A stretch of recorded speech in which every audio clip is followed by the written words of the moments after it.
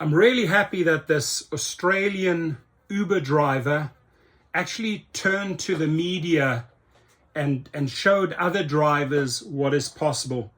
And my team and I, we've been doing this for 4 years, right? This, at the end of the day, this was a wrongful deactivation in Australia, and could have been our client, because we filed tons of cases.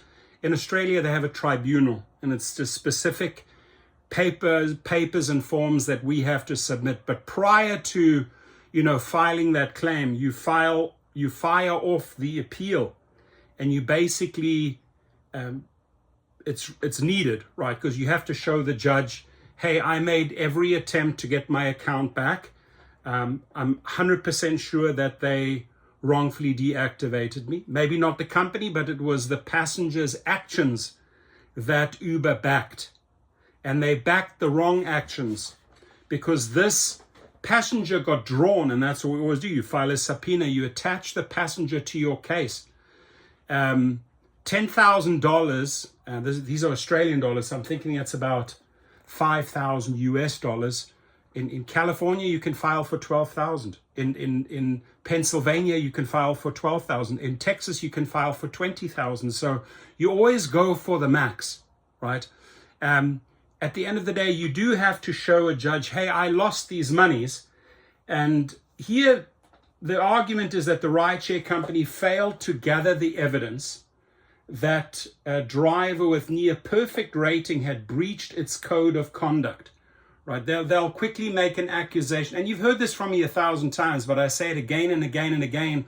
Why do I make videos? Because I want you to collect. Right? I don't want you to sit back and say, oh, the company made the following allegations. I committed fraud. I'm off. It's final. Nothing's final. Nothing is final, especially when you know that that person A or B threw you under the bus. Because someone with a near perfect score, with a false report coming in, maybe to get a freebie, Uber or Lyft and the other companies will always back their clients, and you're out. So he marched off, and we could have very well, my legal team could have very well prepared the papers for him, but he took the story to the media and basically is showing you that this is completely possible, collecting monies. And we have done this, thousands of times over the last few years. Thousands of times. In Europe, they have a small claims court, just like we have a small claim, whether it's Portugal, whether it's Germany, it's the same system. In the United States, every state has a small claims that you can file.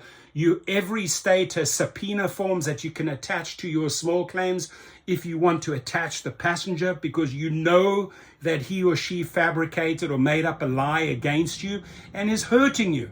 Where are they hurting you? They're hurting your earnings, because you cannot log on. You're off the platform. Why?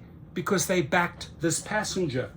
So well done, and I'm super happy you took the story to the Australian papers, because this is going to encourage thousands and thousands of Australian drivers who've been wrongfully deactivated to go after their monies. I encourage you, whether it's Australia, United States, Europe, go after your lost earnings and go after the passenger. Listen to me again. Go after the lost earnings, go after the company, and go after the passenger. And in our course, the deactivated course, where the appeal gets sent off directly to their legal team, directly to Australia's legal team, directly to European legal team, we tell them, guys and girls, you have 21 days to reactivate this driver, or you will pay. And we start preparing the forms, and we can tell a judge, here, we have proof. It was sent registered mail. We gave them ample warning. The driver submitted their statement, right, to counter the false statement. And you have everything set up for your claim. And he's just proved it again. Uber has been ordered to pay in damages to an Australian driver after it permanently banned him from working due to a passenger complaint. Now, It's never permanent. They'll say, oh, we permanently banned you. No, it's not permanent because it has not been reviewed. The appeal process has not gone before a court or a tribunal, so it's not permanent. They like to put that permanent stamp on, so they think that, and actually about 7 out of 10 drivers don't fight back. They think it is final. They think it is permanent. It is not permanent. You have to take this up with their legal team, not with their review team, not with their customer service, with their legal team. You reactivate this driver or you will pay. You get it?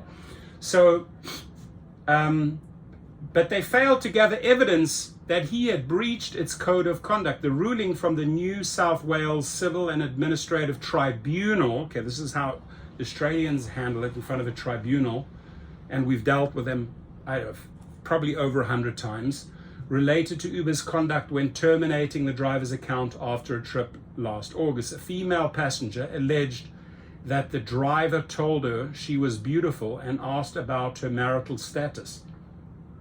Why does a perfectly rated driver have to try and hit on a woman and ask her about her marital status? And he said, she said. Hopefully you have a dash cam. Maybe you could even record everything in your car and say, never said that. Those words never came out of my mouth. Here's the dash cam footage to prove it.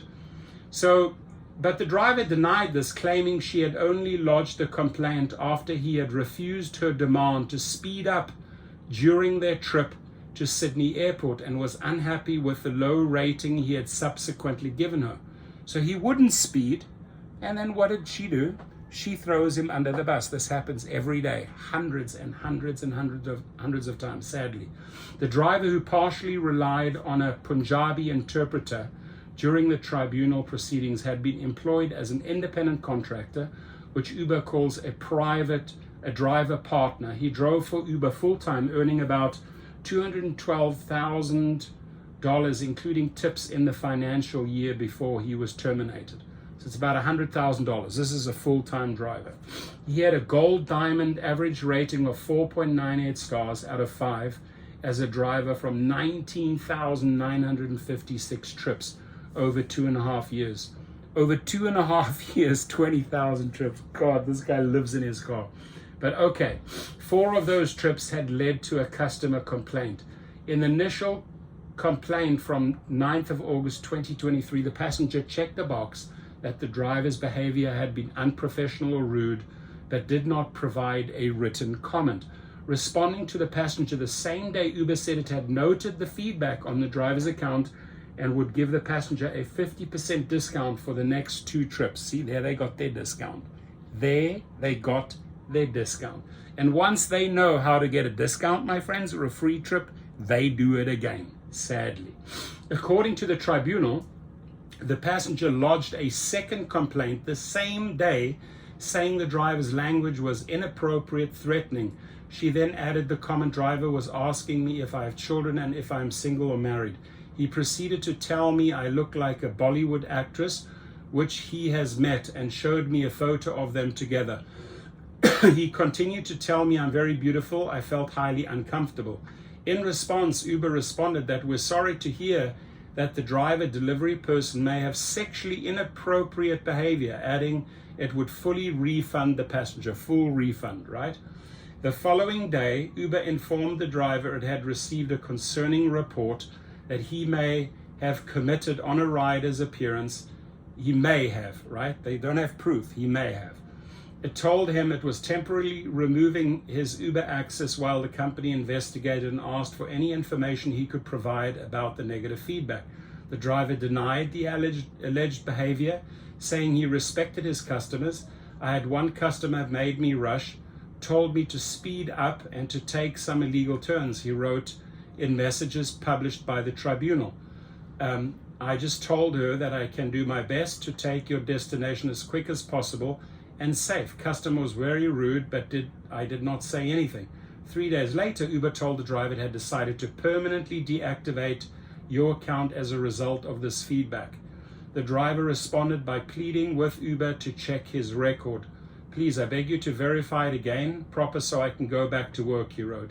He lodged an appeal saying he had lost his career and would take legal action if his account was not reactivated in 10 days. That could very well be our appeal letter that went out. 5 days later, Uber said it had investigated further but would be upholding the ban.